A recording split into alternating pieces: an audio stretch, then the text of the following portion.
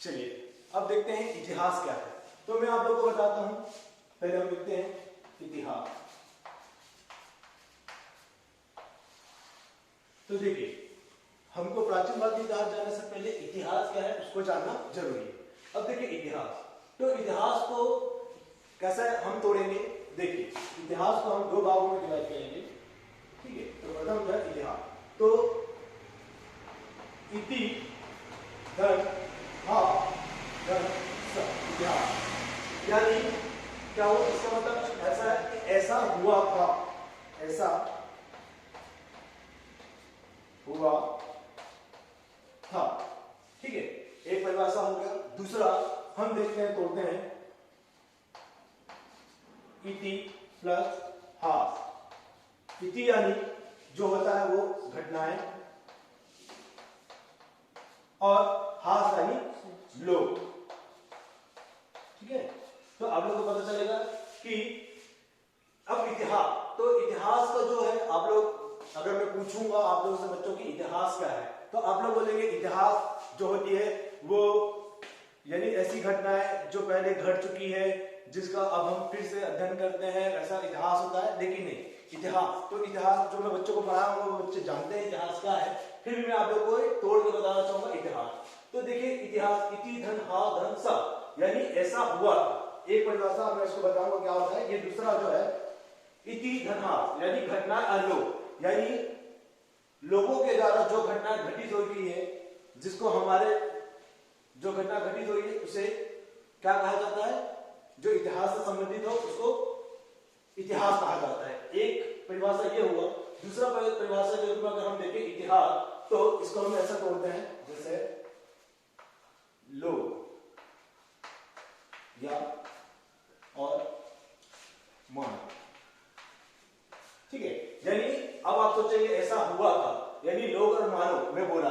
तो हम देखते हैं, आप सभी को पता है कि पृथ्वी की उत्पत्ति लगभग 4.5 अरब वर्ष पूर्व हुआ था, है ना। तो हम देखते हैं कि इतिहास को जब हम पढ़ते हैं तो भाई हमको पृथ्वी की उत्पत्ति हुई तब से हमको नहीं, किसके बारे में जाना, लोग। जब लोग आए और लोगों के आने के बाद जो मानव है उसके बारे में हमको पढ़ना है, तो वो क्या है, यानी वो अपना इतिहास है। तो हम देखेंगे कि इतिहास में जो परिभाषा के रूप में अगर देखा जाए, पहला परिभाषा और दूसरा परिभाषा, यानी लोग व उनसे जुड़ी हुई घटना है जिसका हम इतिहास में अध्ययन करते हैं, उसको क्या बोला जाता है, इतिहास बोला जाता है, ठीक है।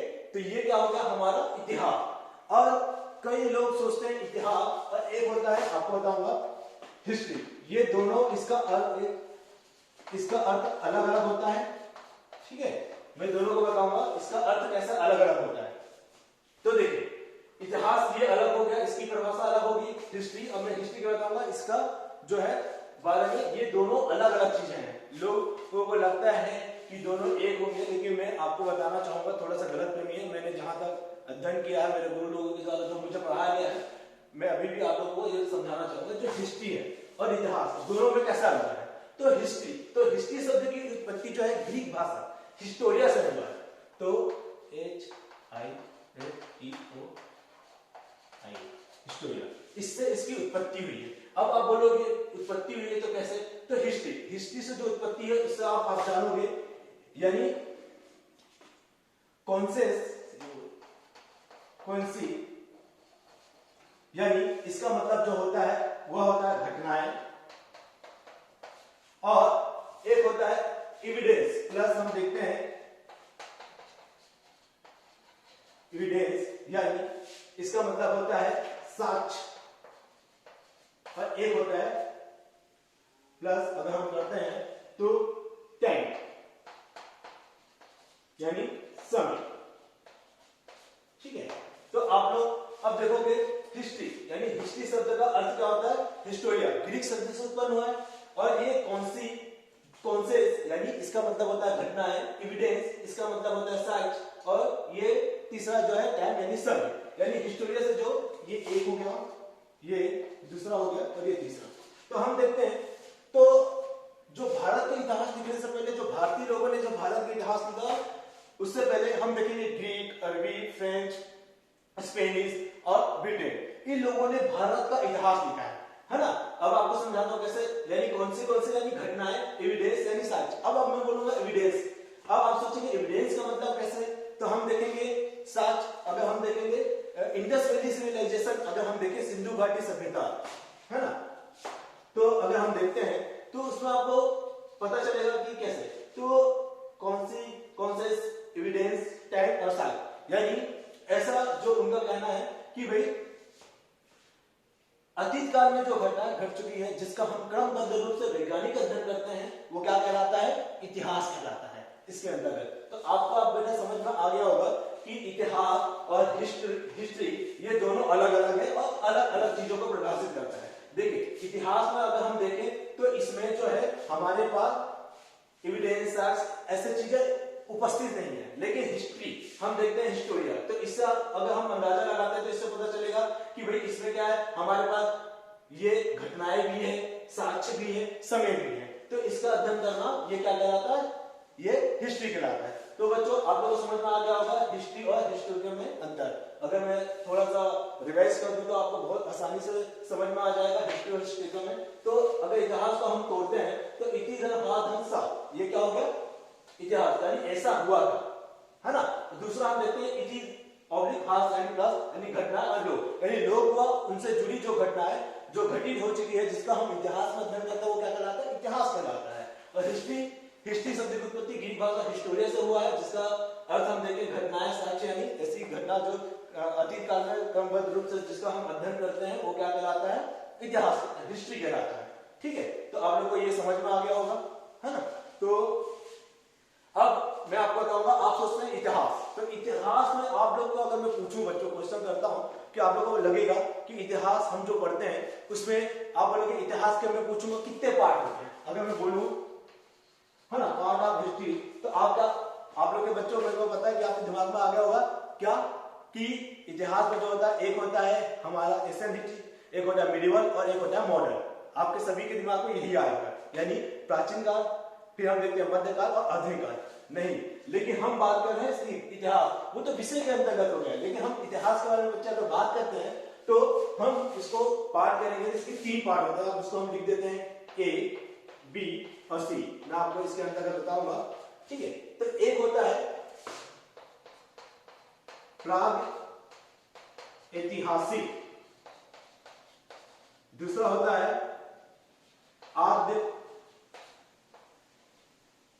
इतिहास और तीसरा होता है इतिहास। आप इतना लग रहा होगा एकदम कठिन, लेकिन ये कठिन नहीं, बहुत आसानी है, इसको मैं आसानी से आपको समझा सकता हूं। तो देखिए प्रागैतिहासिक, अब इसको अगर हम इसको समझेंगे तो इसका मैं इंग्लिश वर्जन भी आपको बता दूंगा कैसा इंग्लिश में क्या आता है नाम। तो देखिए जो प्रागैतिहासिक है, अब इसको हम संधि विच्छेद करते हैं, है ना, तो ये क्या होगा, प्राग धन इतिहास। ठीक है, प्राग का मतलब आप सब जानते हैं क्या होता है, पूर्व, है ना, पूर्व होता है। ठीक है, तो पूर्व को इंग्लिश में क्या बोलते हैं, प्री बोलते हैं, है ना। तो अब इतिहास तो क्या होगा, प्री हिस्ट्री। ठीक है, एक हो गया, आपको समझ में आ गया। एक आद्य इतिहास है, यानी प्रोटो ऐतिहासिक बोलेंगे, PROTO, है ना, हिस्ट्री। और हिस्ट्री का मतलब हिस्ट्री होगा।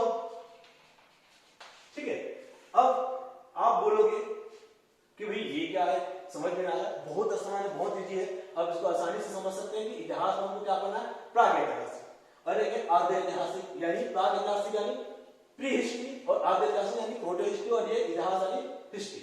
अब आप सोचेंगे कि प्रागैतिहासिक, है ना, अब इसको हम सोचेंगे प्रागैतिहासिक काल में हम किसके बारे में पढ़ेंगे या जानेंगे।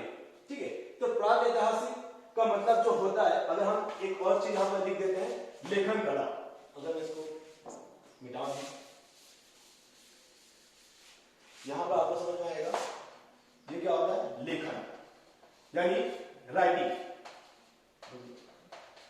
ठीक है, तो आपका कहूंगा कि जो प्रागैतिहासिक काल, यानी प्राग से ऐसा लग रहा, पता चल रहा होगा प्राग यानी लेखन कला का नाम दिया, कि यानी ऐसा था जहां पर ना तो लेखन कला का आविष्कार हुआ था। तो आप सोचेंगे लेखन कला का आविष्कार अगर नहीं हुआ था तो भाई इसको पढ़ेंगे कैसे, तो ये यहां पर क्या होगा, ना तो यहां पर प्रागैतिहासिक काल में ना लेखन कला का आविष्कार हुआ था, ना ही उसको हम पढ़ा जा सकता।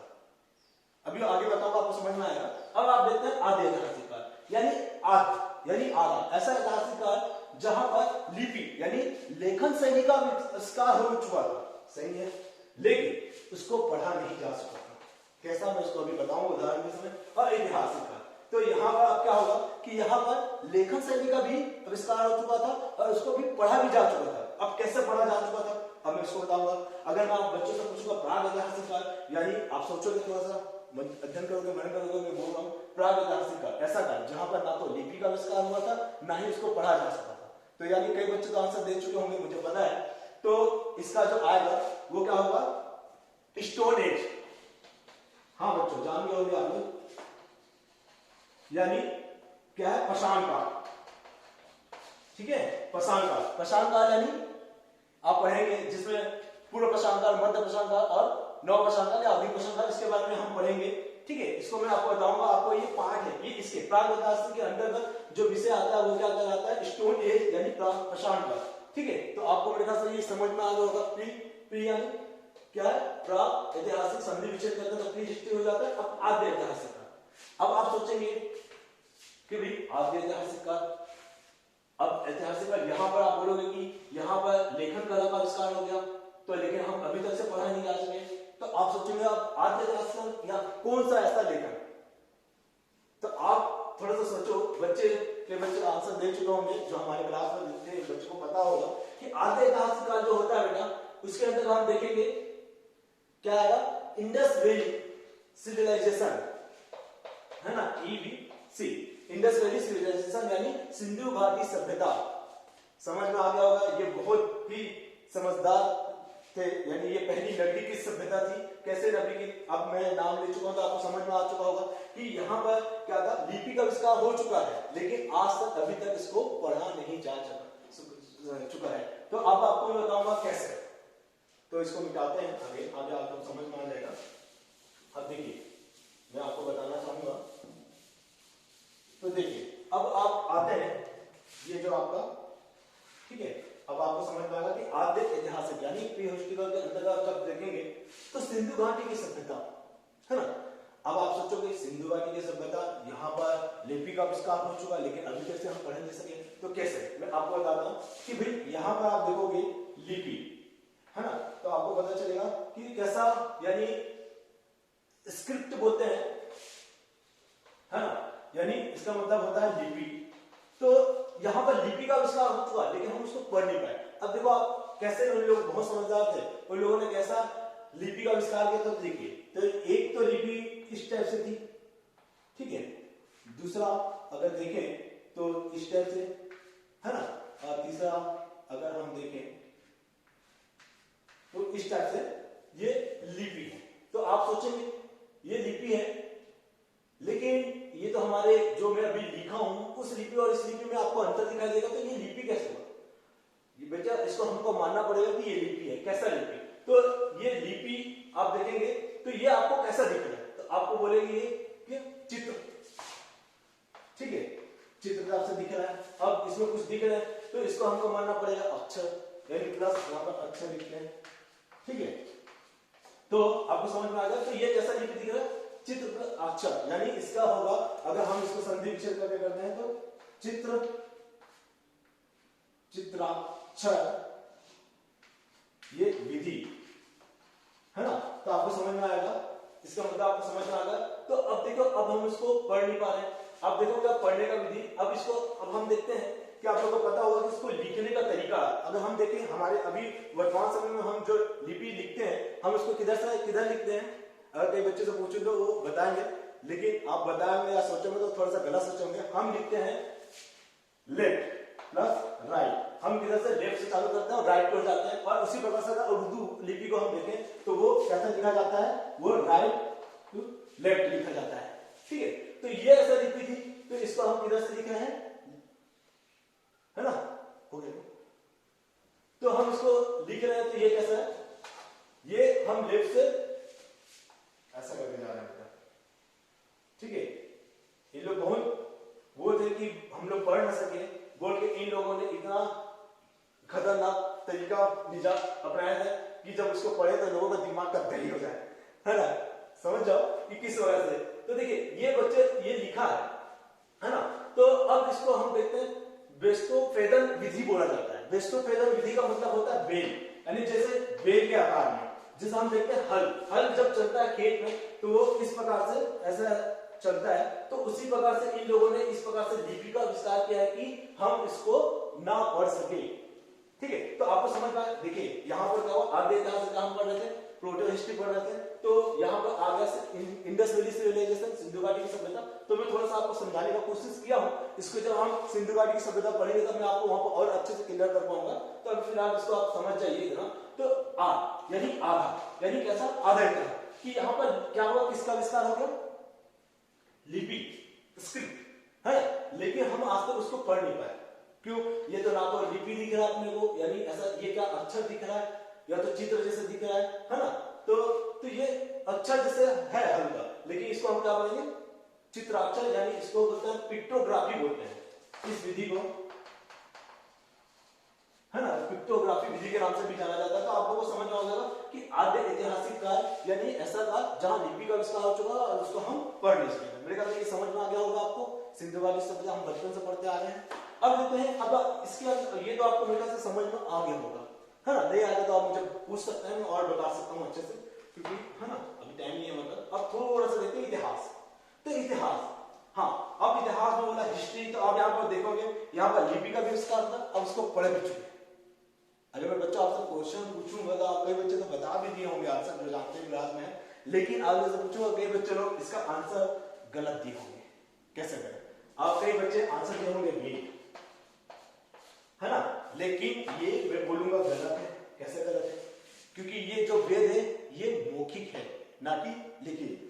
तो कई बच्चे आप दे चुके होंगे आंसर, मुझे पता है, मैं बताता हूँ। इतिहास जिसमें लिपि का विस्तार भी हो चुका था, उसको हम पढ़ भी चुके थे। तो वो कौन सा है? अशोक के शिलालेख या स्तंभ लेख। आपको पता चलेगा कि अशोक के शिलालेख या स्तंभ लेख, है ना, आपको पता है कि हाँ, है ना, तो यहाँ पर इसको लिखा भी जा चुका था और इसको हम पढ़े भी चुके।